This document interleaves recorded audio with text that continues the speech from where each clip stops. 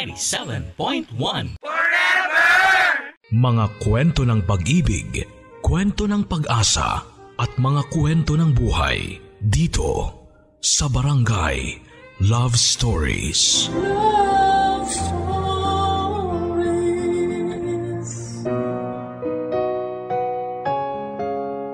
May mga pangako tayong nabibitawan sa mga tao na hindi natin alam kung mabibigyan ba natin ng katuparan. Ikaw, ano ang mga pangakong hindi mo natupad? Normal sa ating mga tao ang magbitaw ng pangako. Mga pangako na inaasahang tutuparin natin. Mga pangako na oras na binitawan mo, bibilangan ka na kung kailan mo magagawa ito. Ang sabi nila kapag hindi ka sigurado ay huwag kang mangako. Ang sabi din nila, normal lang na mapako ang mga pangako. Tao lang din daw kasi tayo. May mga nasasabi tayo na hindi natin magawang panindigan dahil sa simula, nadala lang naman talaga tayo. Pwedeng nadala tayo ng matinding emosyon para bitawan ng pangakong yon. Siguro ay masyado lang naging masaya, o masyadong nasaktan, o masyadong napuno ng pag-asa. Pero noong lumipas na ang emosyon na yon, ay bigla mo na lang inisantabi ang pangako mo. Sa ating kwento ngayong araw, may isang tao ang napangakuan. Isang tao ang umasa na balang araw, kapag tama na ang panahon, ay tutuparin na ang iniwang pangako sa kanya. Ang tanong, matupad nga kaya ito sa mundong lubog na ng mga pangakong napako? Alamin natin ang kwento ng ating kabarangay na si Bea dito lamang sa mga kwento ng pag-ibig, buhay at pag-asa sa nangungunang Barangay Love Stories. Dear Papa Dudut, alas 8 na ng umaga noon. Nasa loob na ng simbahan ang lahat ng taong imbitado sa kasal. Handa na silang matunghayan ang pag-iisang dibdib ng dalawang nagmamahalan. Halo-halo ang emosyon ko noon habang hinihintay ang aking pagkakataon para maglakad patungo sa harapan ng altar. Inayos ng baklang nag-makeup sa akin ang buhok na nahawi dahil sa umagang hangin.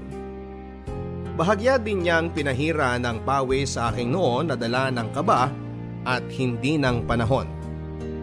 Nakangiti ang baklang ito habang sinasabi na ang ganda-ganda ko sa aking suot na puting gown at naniniwala naman ako sa kanya. Hindi naman sa pagbubuhat ng bangko pero kanina habang nasa kwarto ako ng hotel at pinagmamasdan ko ang aking sarili sa malaking salamin ay sobra akong namangha sa nagawa ng makeup at puting gown sa akin. Sabi ni nanay, dati noong bata pa lamang ako, nakakaganda raw sa babae ang pagsusuot ng puting gown. Lulutang daw ang kagandahan kapag ito ang suot mo kumpara sa ibang kulay. Kaya nga siguro sa mga kasal, ang bride ay dapat nakasuot ng puti para lumutang ang kagandahan. Napangiti ako sa alaalang yon at nang magbalik na ako sa realidad ay oras ko na para lumakad na patungo sa altar. Pinagtitingin na ako ng mga bisita. Sa mga mata nila ay kitang-kita ko ang paghanga. Alam kong nabigla sila sa naging transformation ko ng araw na yon. Dahil sanay sila na makitang walang kahit na anong bahid ng makeup ang mukha ko. Sanay sila na laging magulo ang buhok ko. Nasanay sila sa simpleng ako, kaya naman hindi ko sila masisisi kung sakaling mabigla sila sa mga nakita nila sa akin sa espesyal na araw na yon. 1, 2, 3, 4, 5. Yan ang tumatakbo sa utak ko habang binibilang ang aking paglalakad. Tansyado dapat. Hindi nagmamadali pero hindi binabagalan. dapat ay sakto lamang. Yung makikita ka pa rin ng bawat tao sa loob ng simbahan. 1, 2, 3, 4, 5. Yan ang huling naging bilang ko bago ko makaharap ang taong pinangakuan ako ng kasal. Si Eman. Napakagwapo nito sa suot niyang Amerikana habang nakatitig sa akin. Buong paghanga niya akong tinitignan kahit noong nasa malayo pa lamang ako. At ngayong konti na lamang ang distansya namin ay mas lalo kong nakita ang paghanga sa mukha niya. At nagpapasalamat ako doon dahil sa paningin ko, siya pa rin ang hinahangaan ko sa lahat ng nandon. Ako nga pala si Bea, ang babaeng nakaputing gown. Ikukwento ko sa inyo ang naging paglalakbay ko mula sa unang araw na nagkakilala kami ni Eman hanggang sa mapadako kami sa araw ng kasal na ito. Ipapakilala ko sa inyo, ipapakilala ko kung paano ako nahulog sa lalaking ito noong pinangako niya na balang araw ako ang pakakasalan niya.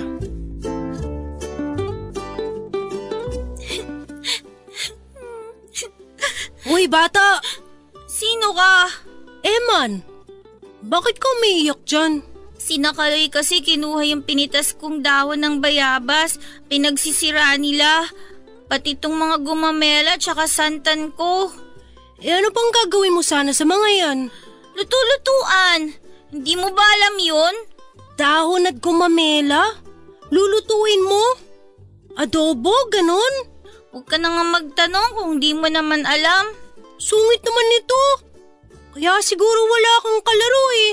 Umalis ka na lang. Tara, samahan kita. Samahan? Saan? Pumitas ng bagong mga dahon at gumamela. Hindi na, wag na. Halika na.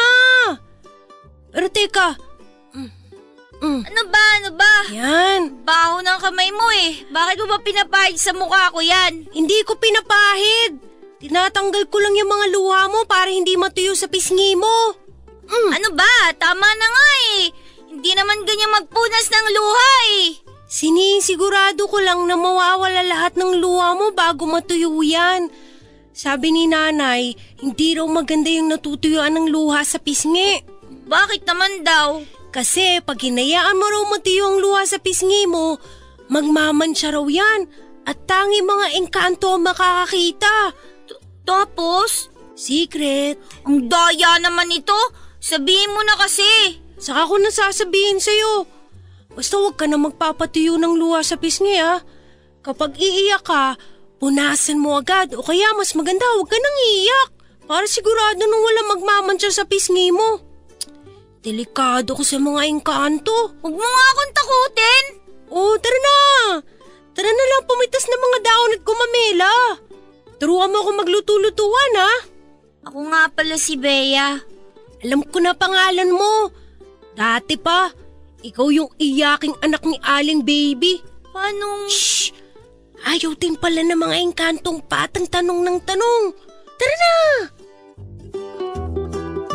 Pareho kaming 8 taong gulang nang magkakilala kami ni Eman. Siya lang ang naging kaibigan at kalaro ko noon. Walang batang may gusto sa aking makipaglaro o makipagkaibigan dahil lamparaw ako. Iyakin at pikunin pa. Akala ko nga ay forever na ako mag-isa na maglalaro. Pero nakilala ko si Eman at siya ang nagtiyaga sa akin. Nakipaglaro ito ng luto-lutuan sa akin kahit na inaaya na siya ng mga kaibigan niyang lalaki na maglaro ng pogs at ng text. Mas pinili niya akong samahan na mamitas ng mga dahon at bulaklak kesa samahan ng mga kaibigan niyang maligo sa ilog. Naaawa daw kasi ito dahil lagi niya akong nakikitang mag-isa na naglalaro. Hindi raw masayang maging mag-isa. Dapat daw ay laging may kasama.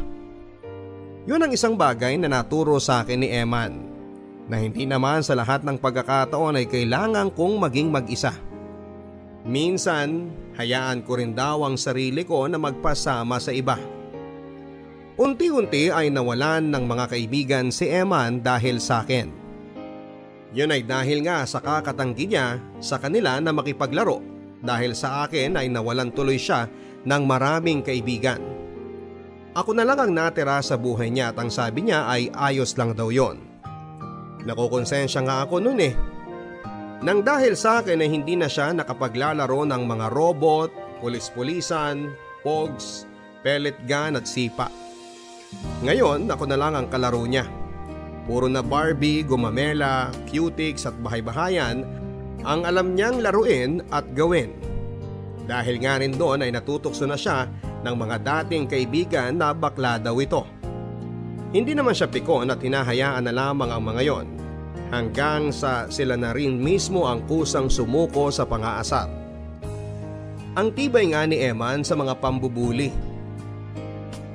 Samantalang ako, konting pang-aasar lang ay gugulong na ako sa pag-iyak dati. Dahil mula noong nakilala ko si Eman at tinakot niya ako tungkol sa mga engkanto at sa mga natuyong luha ay hindi na ako umiyak pa. Natakot ako kahit na hindi ko naman alam kung ano ang gagawin ng engkanto sa akin kapag nahuli ako nito na nagpapatuyo ng luha. Basta nagtiwala at naniwala lamang ako kay Eman. Hindi na ako nag-iyak at ang sabi ko kahit na anong mangyari, magiging matapang na ako para hindi ako mahanap ng mga engkanto. Protective sa akin si Eman. Hindi nito hinahayaan na masaktan ako. Lagi niya akong pinagtatanggol sa mga umaapi sa akin. Minsan nga ay nakipagsuntukan pa ito sa mga kaklase kong lalaki na inaasar ako. At mula nga noon ay wala nang nagtangkang mang-asar o mang-api sa akin. Lalo na kapag kasama ko si Eman. Siya ang sumbungan ko sa lahat.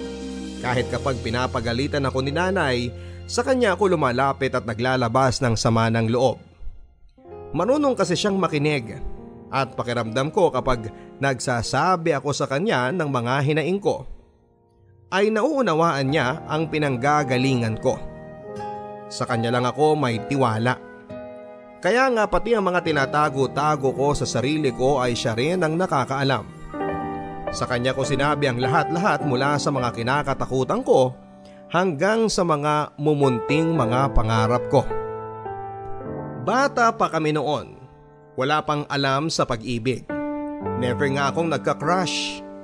Parang may mali tuloy sa akin pero noong inasar ako ni Eman na magkakagusto ko sa kanya paglaki namin. Paano ganito? Medyo nakaramdam ako ng takot papadudot. Pagkatapos kumain paano ng nga hapunan? kaya kung magkagusto ako sa kanya?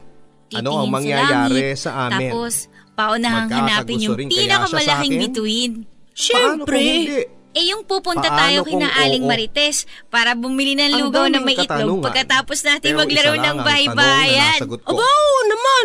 Ang tanong kung sa yung paglaki namin tayo sa pinakamataas na puno ng akasya malapit dun sa school para panoorin yung mga sasakyan na dumadaan. Pa rin kami, kahit araw-araw pa yan. Oo, syempre. At nangyari paglaki kaya ngayon. natin, magkaibigan pa rin tayo. Bakit mo naman natanong yan? Wala lang. Naisip ko kasi baka paglaki na natin, hindi na tayo magkaibigan eh. Baka marami ka nang makikilala na iba. Hindi mangyayari yun. Forever tayong magiging magkaibigan. Forever tayong magiging mag-best friend. Forever ba kitang makakasama kahit anong mangyari? Oo, kailangan mo ko lagi eh. Lampa ka kasi. Yabang nito. Paglaki ko, hindi na ako lampa. Lampa ka pa rin. Bakit sigurado ka dyan, ha? Kasi kilalang kilala na kita. Basta, paglaki ko, hindi na ako lampa. Oh, ibalik ko sa iyo yung tanong mo. Bakit sigurado ka dyan, ha? Basta patutunayan ko sa'yo paglaki ko. Ikaw, saan ka pa sigurado paglaki natin? Sigurado ako na magkakagusto ka sa akin paglaki natin. Uy, ang kapal naman ng mukha mo. Kadiri ka, yak! Makayak ka dyan. Alam mo bang maraming babae nagkakagusto sa akin sa school? Nag-iiwan sila madalas ng pagkain sa bag ko. Sus, malandi ka. Kaya ka nilalapitan ng mga yun, no? Selos ka naman. Bakit naman? Hindi pa kasi aminin na crush mo ako. Maming ka na. Ang kapal-kapal naman ng mukha mo, Eman. Kala mo naman gwapo ka. Hindi kaya ako magkakagusto sa'yo, no? Bakit parang sigurado ka dyan? Kasi kilala kita. At alam kong hindi ikaw yung magugustuhan ko, no? Panindigan mo yan ha, paglaki natin. Oo, paglaki natin.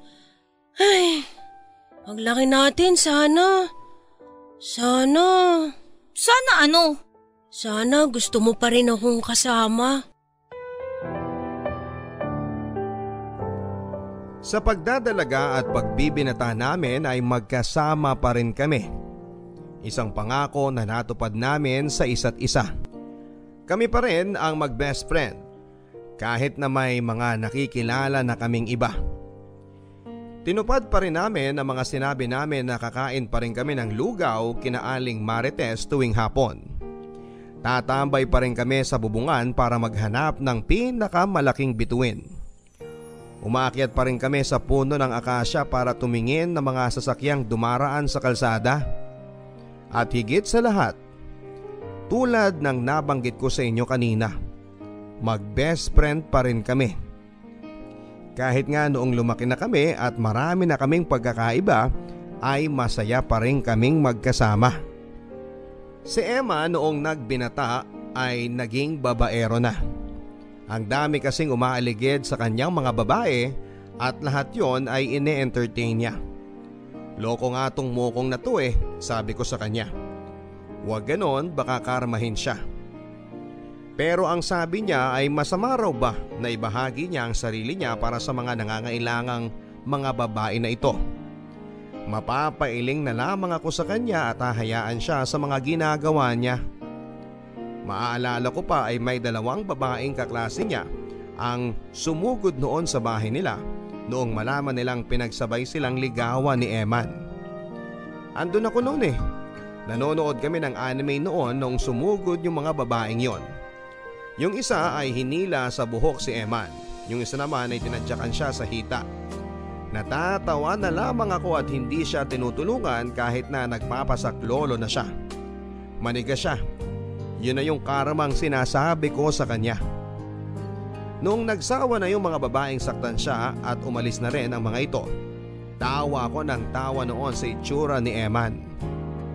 Napahiga na lamang ito sa sofa at hinihingal na akala mo'y asong napagod makipaghabulan. Meron pa nga yung isang babae sa kabilang klase naman niya. At dahil nga lapit ng lapit sa kanya ay pinatulan niya. Hindi naman daw niya gusto pero kasi naaawa siya doon sa babaeng yon kasi no boyfriend since birth at nabubuli siya dahil doon. Siya na yung sumama-sama sa babaeng yon hanggang sa maging sila, pero almost 2 months lang ang itinagal noon dahil nga nagiging clingy na yung babae. Nakipaghiwalay si Eman sa kanya at ang malala pa rito, si babae nanakot na kapag tinuloy ni Eman ang pakikipaghiwalay nito ay ipagkakalat niya ang picture ni Eman na nakahubad. Hindi naman natinag itong si Eman. Malakas ang loob at sinabing okay lang daw dahil may pagmamalaki naman daw ang katawan niya. Tumawa pa ito habang pinagbabantaan siya ng babaeng yon. Tinuloy ni Eman ang pakikipaghiwalay sa babaeng yon. At tinuloy din ng babaeng yon ang pagkakalat ng hubad na larawan ni Eman na naging usap-usapan sa buong eskwelahan. Pero itong si Eman taas noo kapag naglalakad sa school na parang walang nangyari. Hindi siya nagpa-apekto.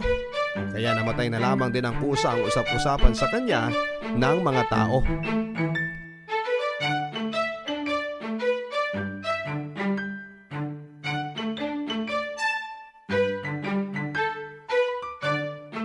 Ikaw naman kasi, alam mo may pagkakurong-kurong yung babaeng yun, pinatulan mo pa. Ayan, alam na tuloy ng lahat kung anong itsura ng ano mo. Nakakaawa kasi. So kapag nakakaawa, papatol ka na kahit hindi mo gusto? Oo. Di ko alam. Basta gusto ko lang tumulong sa mga babaeng nangangailangan. Alam mo na. Di nga pagtulong yung ginawa mo sa kanya Pinaasa mo, sinaktan mo. Pero at least habang magkasama kami, na-feel niya na magkaroon ng boyfriend, no? Maging thankful na lang siya doon. Saka siya naman ng lapit Ginawan ko lang siya ng favor. Lalo na nung sinabi niya sa akin na gusto niyang maranasan kung paano magkaroon ng boyfriend. Napakagwapo mo talaga no? Di naman sa gwapo o ano. Gusto ko lang talagang tumulong sa mga babae kung ano man yung kailangan nila. Ewan ko ba? Kapag helpless ang isang babae, pakiramdam ko kailangan ko maging superhero sa kanila eh. Pero mali pa rin eh, nagmukha ka tuloy babaero dyan. Nagmumukha kang di seryoso sa pag-ibig eh. Di naman kasi kailangan seryosohin ang pag-ibig. May stress ka lang dyan. Relax lang kasi.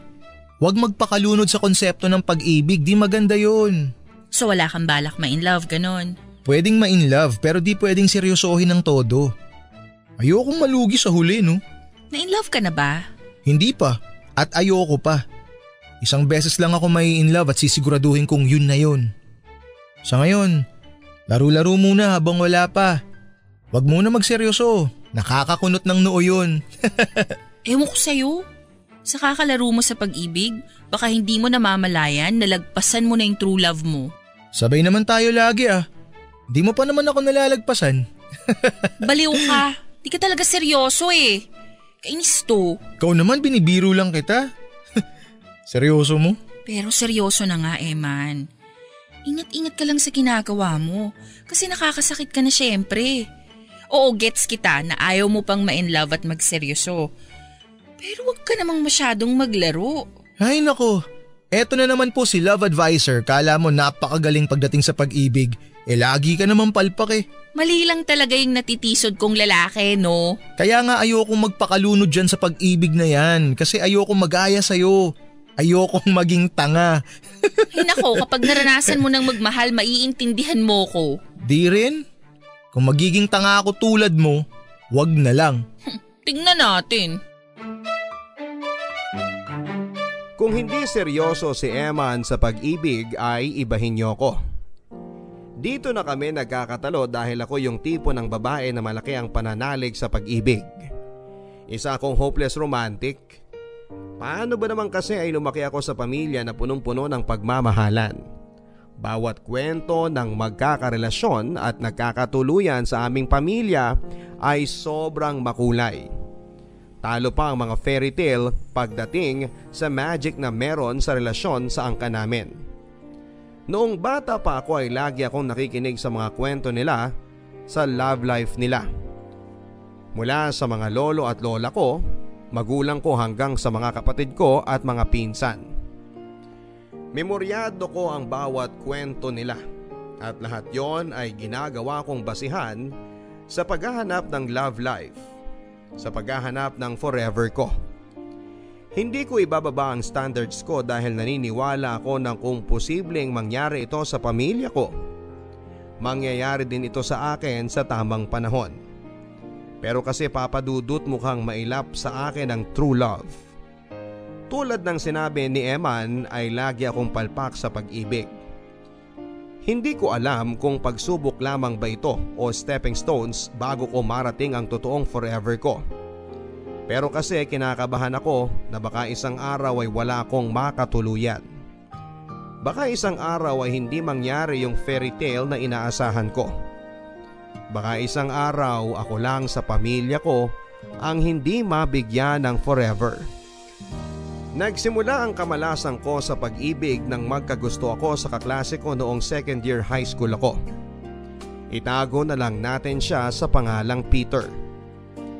Hindi siya kagwapuhan pero matalino. Kaya siguro ako napaikot nito.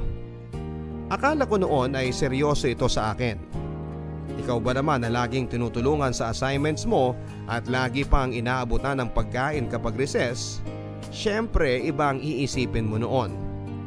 Dahil nga sa ipinapakita nitong atensyon sa akin ay nahulog ako sa kanya.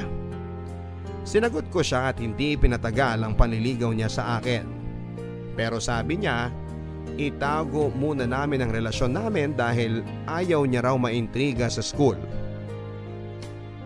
Nanay kasi niya ang principal namin, kaya naiintindihan ko. Patago lamang kami kung magkita noon pero ang hindi ko alam, patago rin pala sila kung magkita ng isa pa niyang karelasyon. Si Darwin nakaklase rin namin. Oo, Papa Dudut. Isa pong bakla si Peter. Nahuli ko sila noon sa likuran ng CR ng boys na naghahalikan. Half day ang klase namin noon. At akala niya ay nakauwi na ako dahil sabi ko sa kanya ay hindi ko na siya masasamahan pang tumambay sa school dahil sumama ang timpla ng tiyan ko. Mag-isa ko na lamang na umuwi noon. Pero bigla ko naalala na nakalimutan kong kunin ang ID ko sa kanya. Kaya bumalik ako ng school at hinanap siya. Medyo natagalan ako sa paghahanap sa kanya dahil hindi siya sumasagot sa tawag ko. Kaya naman nag-decide akong umuwi na. At habang tinutuntun ko ang daan palabas ng school, ay bigla akong nakaramdam ng kaba nang may mapansin ako sa likuran ng CR ng boys. Lumapit ako at doon ko sila nakitang naghahalikan. Gulat sila nang makita nila ako. Naalala ko pa na kumuha pa ako ng bato at binato ko yon sa kanila. Naistatwa kaming tatlo at hindi alam kung sino ang unang magsasalita. Hinintay ko sila na magpaliwanag pero wala akong nakuha. Dahan-dahan akong lumakad papalayo, umaasa na baka habulin ako ni Peter at sabihin sa akin kung ano ang nangyayari pero wala. Nakalabas na ako at lahat-lahat ay hindi niya ako sinundan. Imbes na umuwi sa bahay ay dumiretso ako kina Eman at doon ay naglabas ako ng sama ng loob.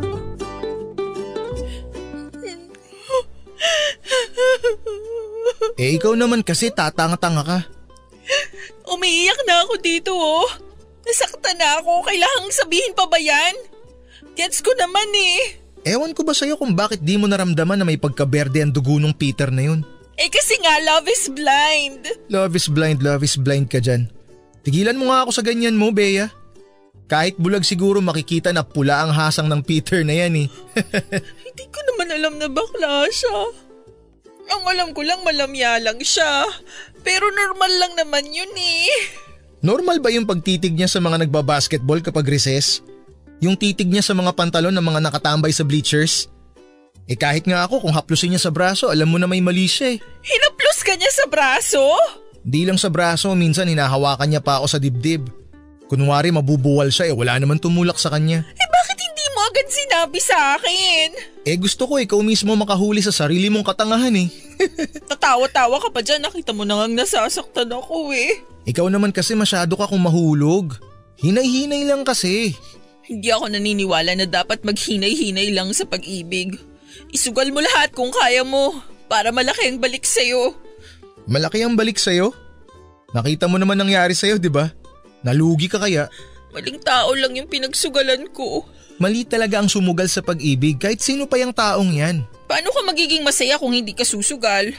Oh, ibabalik ko sa'yo yung tanong mo ah. Masaya ka ba nung sumugal ka kay Peter? Naging masaya naman. Naging. Past tense. Sa future, wag na tanga, okay? Kahit anong sabihin mo, susugal pa rin ako. Oo, nasaktan ako ngayon. Nagkamali ako ngayon. Pero ibig sabihin lang nito, one step closer na ako sa forever ko. Kalokohan. Huwag ka nga masyado nagpapaniwala sa mga nababasa mo sa mga pocketbook o kung saan-saan man. Pero hindi ko to natututunan sa pocketbook, no? Natutunan ko to sa mga relasyon sa angkan ko. At alam ko, balang araw magagaya rin ako sa kanila. Iba ang kapalaran mo sa kanila. Ang nega mo! Makatotohanan lang ako. Oh, bakit umiiyak ka dyan? Ang sama-sama mo kasi! Sige, umiyak ka para maamoy ng engkanto yung mga luha mo. Sige ka. Isa pa yan! Hanggang ngayon, hindi mo sinasabi sa akin kung anong gagawin ng engkanto sa akin kapag natuyuan ako ng luha. Huwag mo na hintayin na mangyari yun. Sumunod ka na lang sa sinasabi ko at huwag ka nang umiyak. Oh, punasan ko na yung luha mo. Ano ba? Ang baho ng kamay mo eh! Pinupunasan na nga yung mga luha mo bago matuyo eh. Sige ka. Ano ba? Okay na ako, okay na. Hindi na ako iiyak. Good. Mabahong kamay ko lang pala magpapaawat sa'yo eh. Tara, libre kita ng lugaw kina Aling Marites.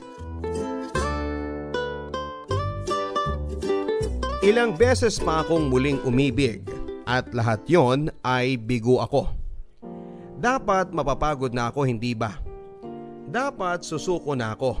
Pero mas ginaganahan pa akong sumubok ng sumubok dahil naniniwala ako na papalapit na ako sa the one sa bawat pagkakamali ko sa mga napili ko sa aking nakaraan. Aminado ako na medyo nakakaramdam na ako ng takot, lalo na kapag pinapamukha sa akin ni Emma ng katangahan ko sa pag-ibig. Pero sa tuwing nakikita ko kung gaano kasaya at katibay ang relasyon ng angkan ko, magiging positibo ulit ako at gaganahan sa paghahanap ng forever ko. Alam ko na nandyan lang ang taong yon. Hindi pa lilitaw hanggat hindi pa sapat ang natututunan ko sa pag-ibig. Alam kong balang araw kung sino man ang taong yon, kakaway siya oras na makita na ng Diyos na handa na ako para sa Kanya. Tuloy-tuloy ang pagiging sawi ko sa pag-ibig, Papa Dudut.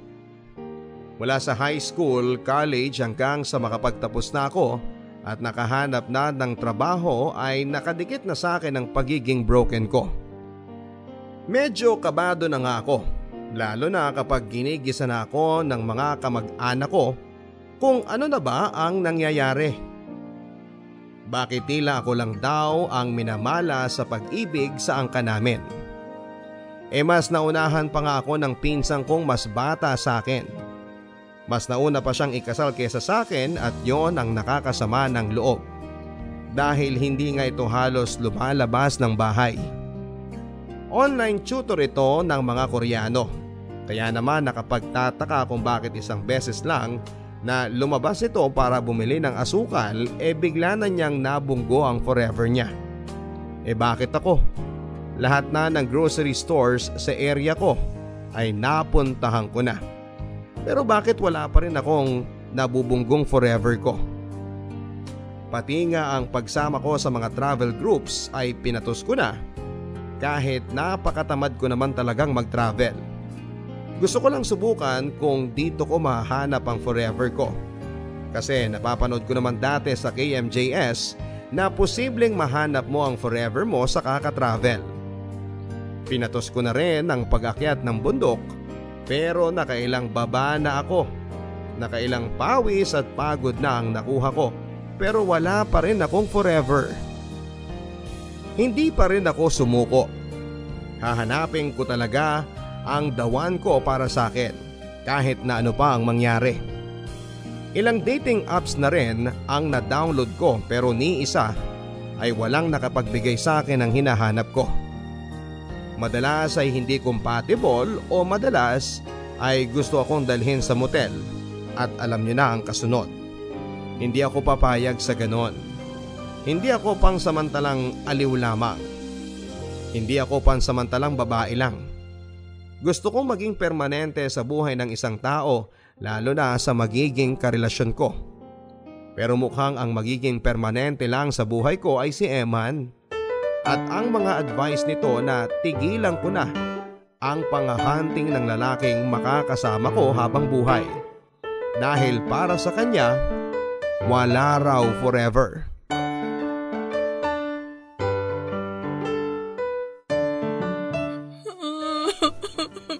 Di ka talaga titigil, no? Bakit ako titigil? Simulan ko na di tuloy-tuloy ko na.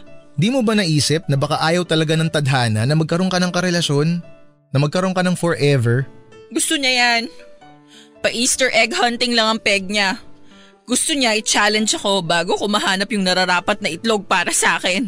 Kakahunting mo sa ganyan, mga bugok na itlog na hahanap mo eh. Grabe ka! Hoy, quality naman yung mga lalaking nakikilala ko ah. Anong quality pinagsasabi mo? Si George na alala mo? Oo, yung umutang sa'yo ng 1K. Tapos nung di na mabayaran, bigla ka nalang binlock sa FB. Quality nga. Hoy, before yon naging maayos naman siya sa akin. Kala ko nga siya na yun eh. Kasi kung itrato niya ako parang prinsesa. Pero iniwan ka pa rin niya para sa 1K. Pero pinaramdam pa rin niya sa akin na prinsesa ako. Bakit ba kasi hindi ka nalang makontento sa pamilya mo? Kung gusto mo lang pala na itrato ka na parang prinsesa, bakit hindi ka nalang maging masaya sa pinapakita sa'yo ng pamilya mo? Prinsesa ka naman sa kanila. Pero iba yung pakiramdam na ituring kang prinsesa ng makakatuluyan mo. Papuntang reyna na kasi yun. Ay, masyado kang nawili sa mga fairy tale. Kaya ayan, ang taas masyado ng standard mo. Gusto mo lagi na ituring ka na parang prinsesa. Gusto mo humihinto ang oras kapag magkasama kayo. Tanga ka ba? Hihinto lang ang oras kapag wala ng baterya. Ikaw ang sama-sama talaga ng ugali mo. Oo, huwag ka nang umiyak. Ang mga engkanto nakaabang lang sa mga matutuyong luha mo. Yan ka na naman sa mga engkanto mo. Di ko na yan pinapaniwalaan. Lahat na lang ng mga sinasabi mo, puro bogus. O ito, hindi to bogus. Tigilan mo ako. Makinig ka muna kasi. Ano yun? Kapag umabot ka ng 30 at kapag wala ka pa rin nakikilalang Prince Charming mo, pakakasalan kita. Gago! Epekto ba yan ng alak na nainom mo kagabi? Ano nang sinasabi mo dyan? Basta tandaan mo lang tong pangako ko sa'yo. Ilista mo dyan sa palad mo. Pakakasalan kita kapag 30 ka na. At syempre, kung available ka pa rin. Tigilan mo nga ako! Pangako yan. Hindi ko alam kung ano ang nararamdaman ko ng mga oras na yon. Noong sinabi ni Emma ng pangako niya na yon, hindi ko alam kung bakit ako nakaramdam ng kilig. Hindi ko alam kung bakit parang gusto kong umasa. Sa unang pagkakataon ay naging iba ang tingin ko kay Eman.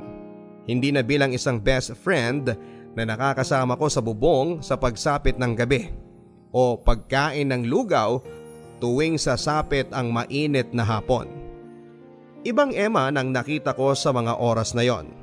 Isang lalaki na posibleng mapasaya ko sa habang buhay. Yung isang lalaki na pwedeng makapagbigay sa akin ng pamilya na kailangan ko. Yung isang lalaki na makapagbibigay ng forever na hanap ko. Yung kasama kong magbibilang ng mga uban sa ulo at makakasamang tumawa habang binabalikan ang nakaraan. Bakit nga ba ngayon ko lang yon nakita?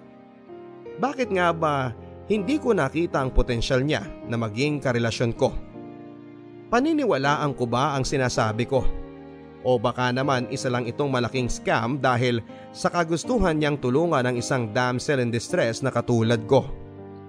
Hindi ba gano'n naman siya dati pa? Hilig na niyang tulungan ng bawat babaeng nagpapasaklolo sa kanya.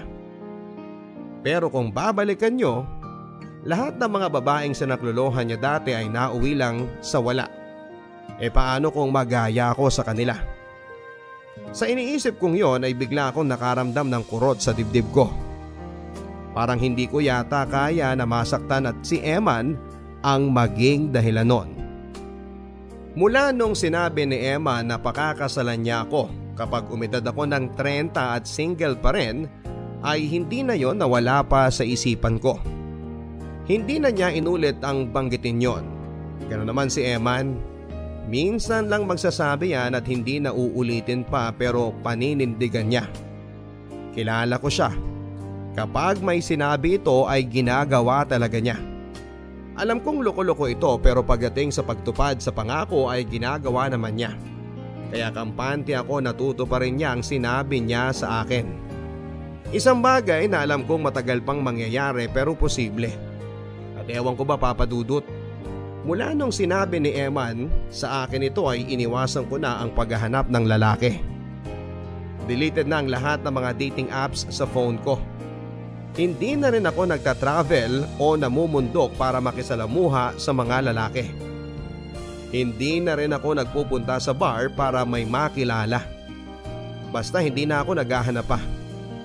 Parang ang gusto ko na lamang ay hintayin ang pagdating ko sa edad na 30.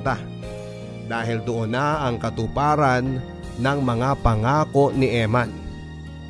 Lumipas ang 1 taon mula nang binitawan ni Eman ang sinabi niya.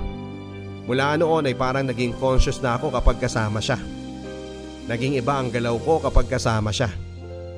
Dati, galaw ako ng galaw kapag kasama ko siya. Kasi gano'n naman ako sa kanya. Dati pa. Pero noong pinangakuan niya ako, nag-iba na ang lahat at napansin niya yon. Alam mo may napapansin ako sa'yo. Ano yun? Ang hina mo na kumain kapag kasama kita. Wala lang gana. Sus, kilala kita. Kaya mong patumbahin ng 3 rice cooker. Anyari sa'yo? Diet? Di lang diet yan eh. Pati yung pagtawa mo ng sobrang lakas di ko na naririnig sa'yo. Ayaw mo na rin umakyat sa bubong tapos yan oh. Anong yan? Ang kapal mo magpahid ng makeup. Hindi ka naman ganyan dati ah. Ni magsuklay nga kapag kasama ako di mo magawa eh. Eh bakit? Masama bang magbago? Hindi naman, pero nakakapanibago lang. Parang di na ikaw yung best friend ko eh. Ay, ayaw mo ba? Hindi naman. Bagay naman sa'yo yung makeup mo. Maganda na nagpapabango ka na rin. Nakakasawa kasi yung amoy tinola ka lagi eh. Ikaw bastos ka talaga. Ay, sandali, sagutin ko lang to. Hello? Sure po. Send ko po later around 4 p.m. Okay lang po ba? Okay sir, thank you. Bye. Sino yun? Yung bagong boss ko sa Bacolod. Bagong boss sa Bacolod? Di ko nabanggit sa'yo no? Anong di mo nabanggit? Ita-transfer na ako sa Bacolod site namin. Tataas ang posisyon ko dun. Maging masaya ka naman para sa akin, dali na.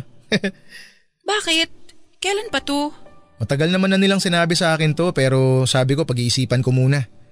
Siyempre, hindi naman madaling iwan ang buhay ko dito sa atin. Nandito yung pamilya ko eh.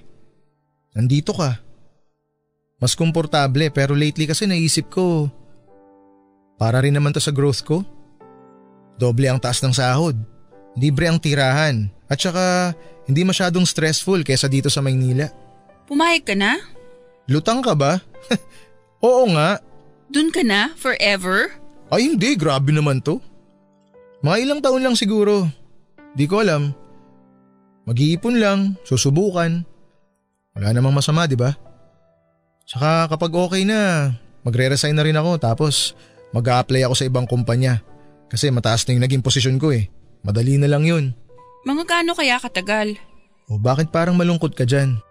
Hindi ka ba masaya para sa akin? Di ba dapat ikaw yung unang nagiging masaya dito kasi matagal mo nang sinasabi sa akin na ayusin ko yung career ko? Eto na yun Diyan ka ba magiging masaya? Sana. Tingnan natin. Pero babalik ka. Nako, mukhang mamimiss mo lang ako eh.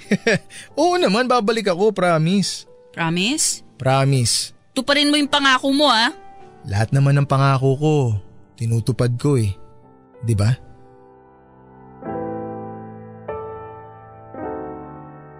Sa huling sinabi niya ay kahit papaano ay naging kampante ako.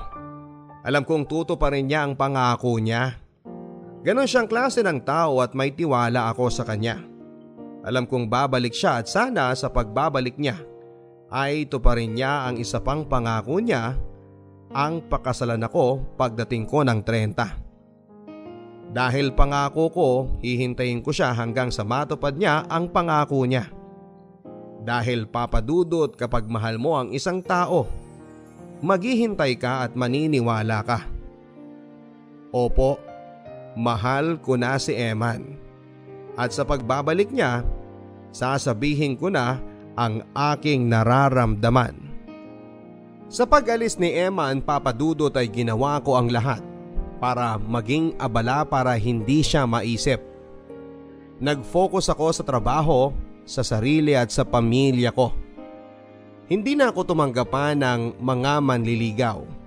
At kahit nga nababahala na ang pamilya ko dahil sa hindi sila sanay na hindi ako nakikipag-date, na hindi ako naghahanap ng mamahalin, hindi ko naman masabi sa kanila na ang dahilan kung bakit tinalikuran ko na ang pakikipag-date ay si Eman. Si Eman na ang aking inaasahan. Ayokong makarinig ng nega sa kanila at usisain pa nila ako. Gusto kong si Eman ang unang makaalam sa nararamdaman ko. Sa pagbabalik niya, pangako ko sasabihin ko na yon sa kanya. Tuloy-tuloy pa rin ang komunikasyon naming dalawa at wala pa ring nagbago. Distansya lang siguro. Walang nagbago, lalo na ang nararamdaman ko.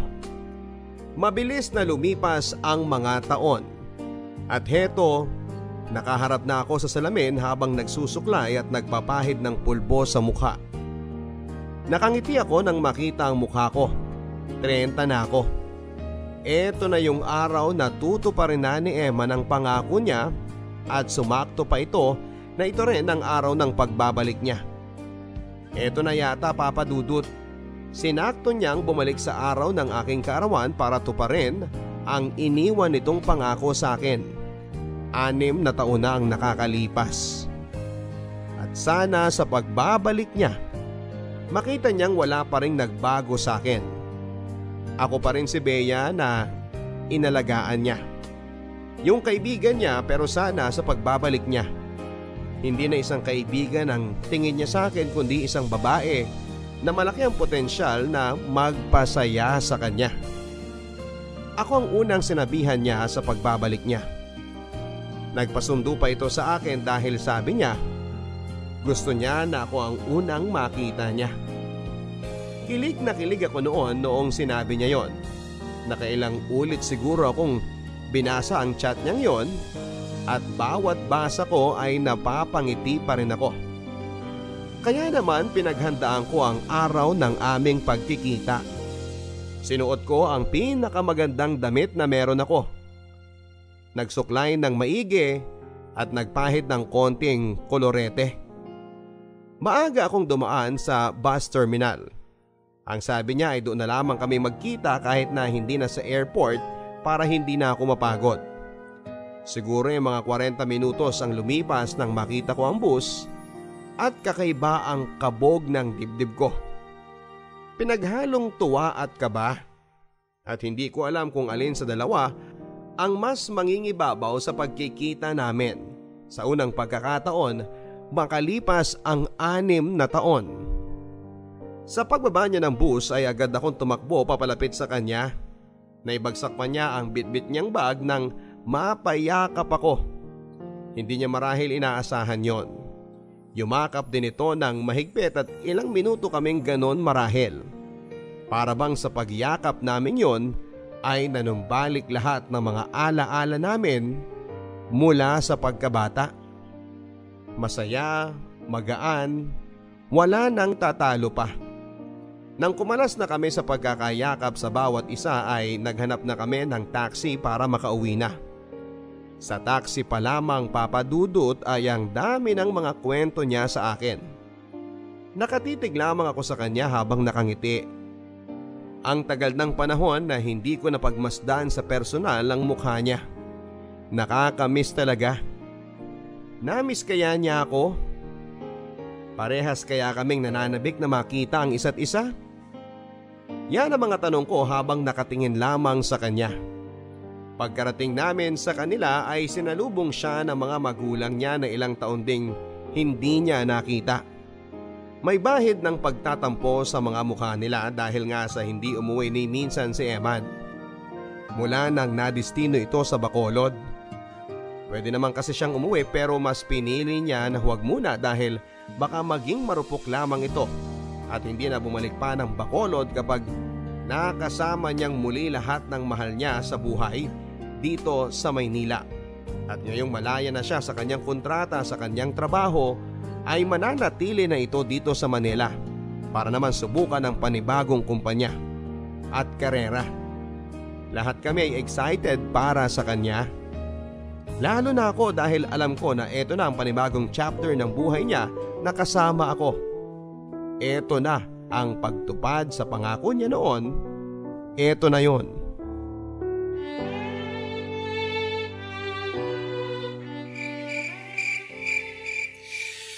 Ay, namiss ko to. Namiss ko yung kalawang ng bubungan niyo. Huwag ka mag-alala, namiss ka rin nila. Dumadami na sila oh. Lalo na mula nung nawala ka. Si Aling Marites, nagbebenta pa rin ba ng lugaw? Kain tayo doon bukas. Hindi na eh. Pinasara na kasi hindi raw maasikaso. Lalo na't inaalagaan niya yung na-stroke niyang asawa. Ano ba yan? Nakakalungkot naman. Parang nabawasan tuloy childhood natin. Pero pwede pa naman tayong umakyat ng puno ng akasya bukas kung gusto mo. Andun pa rin naman yun. Matibay pa. Matibay pa? Pero paano naman tayo aakyat? 30 na tayo. Baka magtunugan ng mga buto natin.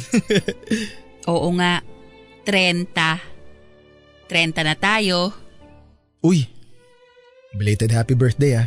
Ilang beses ka nang bumabati tapos na yung birthday ko. Grabe no, parang kailan lang 8 years old tayo nung nandito tayo sa bubungan nyo. Parang kailan lang ang dami nating pinangakong gawin. At lahat ng mga pinangako natin, tinupad natin, diba? Pag-akyat sa bubong para maghanap ng pinakamalaking bituin, check. Pagkain ng lugaw kina Aling Marites, Check. Dati. Pag-akyat sa puno ng akasya. Check. Bukas. Pagiging… Mag-best friend. Forever. Check na check.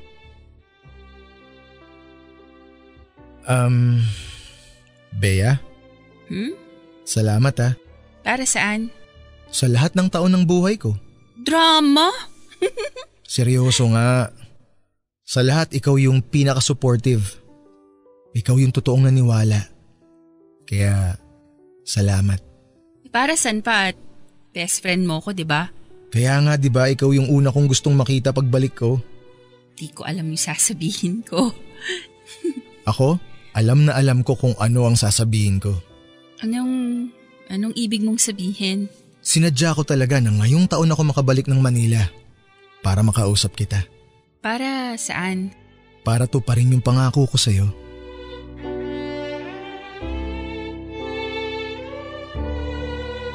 Seryoso niya akong tinignan sa aking mga mata bago nagsalita. Nakatingin lang ako sa kanya at hinihintay ang bawat salitang ilalabas ng bibig niya. At noong magsimula na siya ay buong puso akong nakinig. 8:00 na ng umaga noon. Nasa loob na ng simbahan ng lahat ng taong imbitado sa kasal. Handa na silang matunghayan ng pag-iisang dibdib ng dalawang nagmamahalan. Halo-halo ang emosyon ko noon habang hinihintay ang aking pagkakataon para maglakad patungo sa harapan ng altar. 1, 2, 3, 4, 5. Yan ang tumatakbo sa utak ko habang binibilang ang aking paglalakad. Tansyado dapat. Hindi nagmamadali pero hindi rin binabagalan. Dapat ay sakto lang. Yung makikita ka pa rin ng bawat tao sa loob ng simbahan. 1, 2, 3, 4, 5. Yan ang huling naging bilang ko bago ko makaharap ang taong pinangakuan ako ng kasal. Si Eman. Napakagwapo nito sa suot niyang Amerikana habang nakatitig sa akin. Ibinalik ko ang titig sa kanya at sabay kaming napangiti sa bawat isa. Ilang segundong tila nawala ang lahat sa paligid sa pagtitig namin sa bawat isa. At sa ilang segundo ng pagtitig na yon ay naibalik ang lahat ng masaya naming alaala mula pagkabata hanggang sa alaala noong nakaraang 9 na buwan kung kailan niya ako kinausap sa bubungan tungkol sa kasal na ito.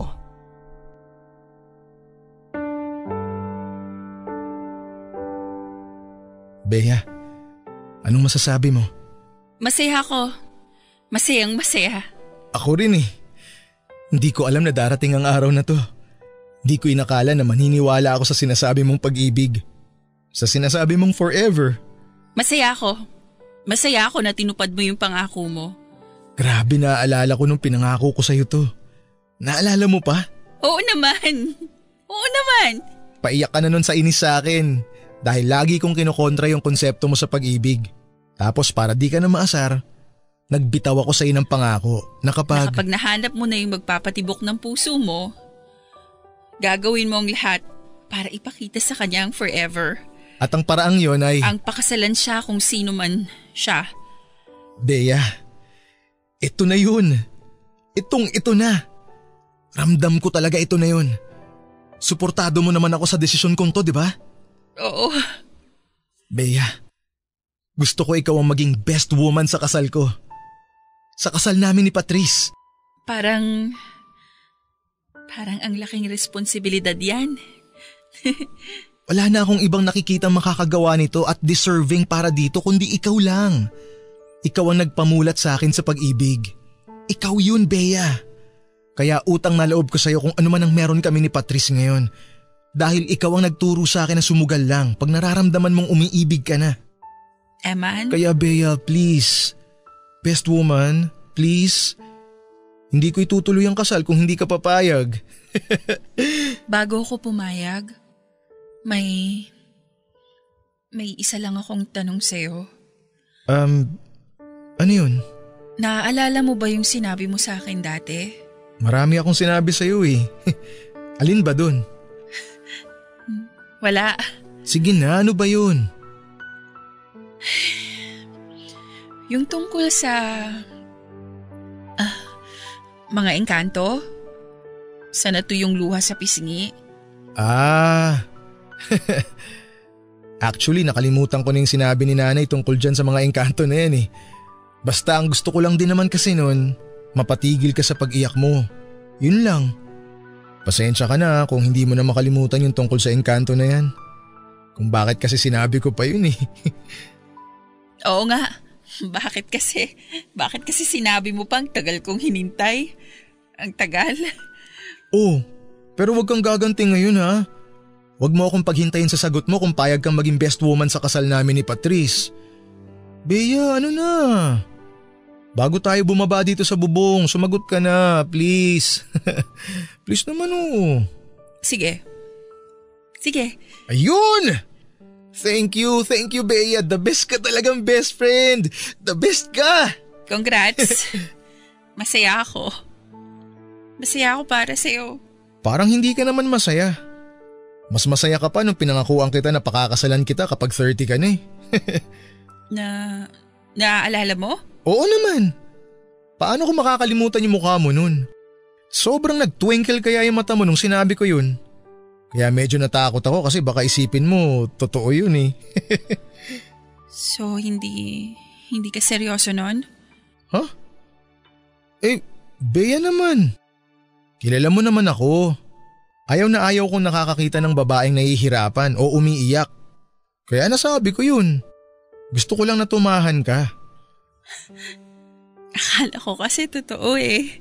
Alam mo naman kung bakit, di ba? Oo, alam ko. At masaya ako para sa inyo. Mas masaya ako, no? Bakit naman? Kasi di lang kita best friend. Magiging hipag pa kita.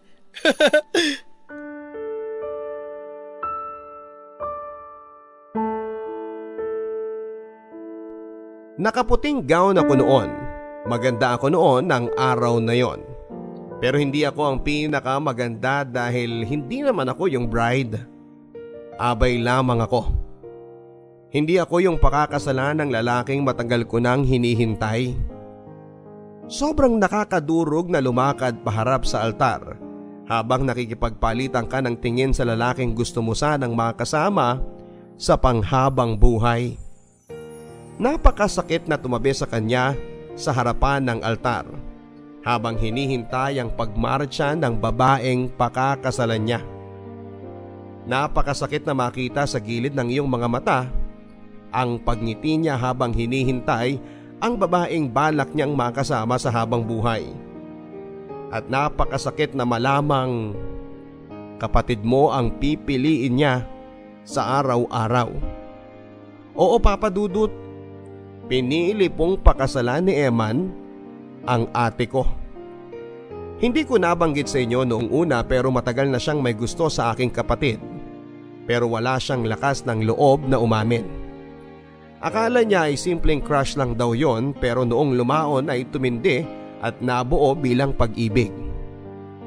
Ang kapatid ko rin pala ang totoong dahilan kung bakit umalis si Eman at nagtrabaho sa Bacolod dahil nalaman niyang doon na destino ang ate ko. Sumunod siya at doon ay sinikap niyang patunayan sa ate ko na siya ang babaeng gusto niyang makasama sa panghabang buhay. Hindi ko yon alam. Tinago nila ang relasyon nila sa amin at saka lang sinabi noong balak na nilang magpakasal. At ang pinakamasakit pa, sa akin pa niya yon binalita. Mula pagkabata ay tinupad ni Eman lahat ng pinangako niya. Maliban sa pangako niyang pagtapako sa edad ng 30 ay kami na ang magkakatuluyang dalawa. Hindi naman pala yon seryoso. Bakit ba ako umasa? Bakit ba hindi ko na rin naalala na bukod sa pangako niya sa akin na pakakasalan niya ako ay nangako din siyang pakakasalan niya yung taong unang nagpaibig sa kanya at magpapaniwala sa kanya sa konsepto ng habang buhay. Hindi ako yon. Hindi ako ang babaeng nagpaibig sa kanya. Pero ako yung babaeng naghintay sa kanya dahil nangako siya na sa pagsapit ko ng 30 Ako na yung makakasama niya sa altar. Oo, kasama ko siya sa altar pero iba ang role na aking gagampanan. At para akong sinasaksak ng paulit-ulit habang iniisip na hindi ako ang makakasama niya sa pagbuo ng pamilya. Hanggang sa pagtanda at ang masakit pa, araw-araw ko siyang makikita dahil magiging parte na siya ng aking pamilya. Panay ang lunoko ng aking laway dahil tila nagbabara ang aking lalamunan dahil sa nagbabadyang pag-iyak ko. Kailangan ko yung pigilan at hindi ako pwedeng umiyak. Hindi dahil sa takot ako sa mga engkantong kinikwento sa akin ni Emma noong bata pa lamang kami. Kundi takot ako, Papa Dudut, na makita niya na nalulungkot ako sa pinakamasayang araw ng buhay niya. Buong seremonya ng kasal ay pigil ang aking mga mata sa pagpatak ng mga luha ko. Dahil gusto kong tuparin ang pangako ko sa kanya. Sa huling pagkakataon na hindi ako iiyak at hindi ako magpapatuyo ng luha sa pisngi. Hindi dahil sa takot ako sa mga engkanto kundi takot na muli akong hawakan ang mukha ko at pahira ng mga luha ko dahil kapag nangyari ito, baka hindi na ako mapatigil pa sa pag-iyak dahil muli na naman akong nahuhulog sa maling tao. Muli na naman akong mahuhulog sa best friend ko. Maraming salamat, Papa Dudut, sa pagbasa ng aking liham. Tatanawin kong malaking utang na loob ang pagbabahagi ninyo ng kwento ko sa lahat ng mga nakikinig po sa inyo. Hangad ko ang pagsimpatya ninyo sa naging kalagayan ko at nagpapasalamat ako sa mga taong nakakaunawa na tao lamang ako. Nagmamahal, umaasa at nagiging tanga. Ako po ang inyong kabarangay forever, Bea. Mga kapuso, masakit na umasa sa isang pangako na akala mo ay matutupad pero hindi pala. Masakit na mapangakuan at sa huli makalimutan lang. Bea, ramdam namin ang pighati mo. Ramdam namin na hindi madali ang pinagdadaanan mo sa ngayon. Hindi biro na ibigay mo ng ilang taon ng buhay mo sa isang tao na hindi naman alam ang tunay na nararamdaman mo. Masakit na umasa na mabibigyan ng katuparan ng pinangako sa iyo at mas lalong masakit na makita na tinupad niya ito sa ibang babae. Minsan talaga hindi natin maiwasan na mapaasa at mas lalong hindi natin maiwasan ang masaktan. Pero sa bawat sakit na makakasalubong natin, sana ay matutunan din natin kung paano natin mapapahilom ang sarili natin. Kailangang magpatuloy kahit na maraming nasayang na oras at pagkakataon. Kailangang magpatuloy dahil marami pang nakaabang sa iyo sa panibagong daang tatahakin mo. Bea, sabi mo nga hindi ba na napapalapit ka na sa iyong the one sa bawat pagkakamali mo sa iyong mga nakaraan. Bea, you are a step closer to the one. Huwag ka lang hihinto ha sa paglalakad. Malapit na siya at sasalubungin ka niya. Hanggang sa muli mga kapuso, ito po ang mga kwento ng pag-ibig, buhay at pag-asa sa Barangay Love Stories number 1. Mga kwento ng pag-ibig, kwento ng pag-asa at mga kwento ng buhay dito sa Barangay Love Stories. Love